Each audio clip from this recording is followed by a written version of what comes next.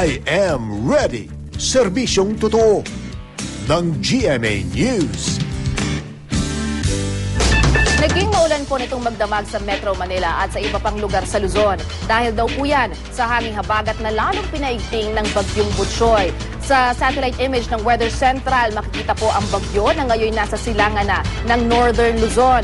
Ayon po sa Pag-asa, alas 4 ng madaling araw kanina, namataan ito sa layong 470 kilometers sa silangan ng Basco, Batanes. Taglay nito ang lakas ng hanging 185 kilometers per hour at bugsong aabot sa 220 kilometers per hour.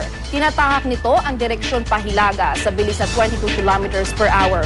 Kung di raw ito magbabago, posibleng mamayang gabi ay tuluyan ng makalabas ng Philippine Area of Responsibility ang bagyo.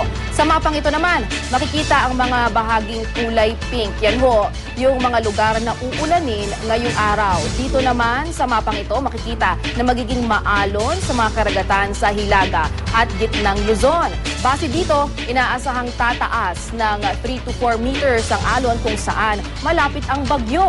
Kaya naman, pinagbabawalan muna ang mga sasakyang pandagat na pumalaot sa mga karagatan dyan sa Luzon at Visayas. Dito ho, sa Metro Manila, inaasahang mas lalaking posibilidad na umulan mamayang tanghali at gabi. At sa susunod na mga araw, asahan pa rin ang maulap at maulang panahon. Kaya siguraduhin maghanda ng anumang panangga sa ulan pag-alis ho ng inyong mga tahanan. Ano man ang panahon, magplano, magsiguro, makibalita sa GMA Weather.